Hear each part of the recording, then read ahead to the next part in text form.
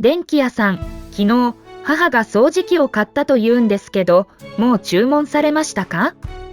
もしまだでしたら、取り消しできますか？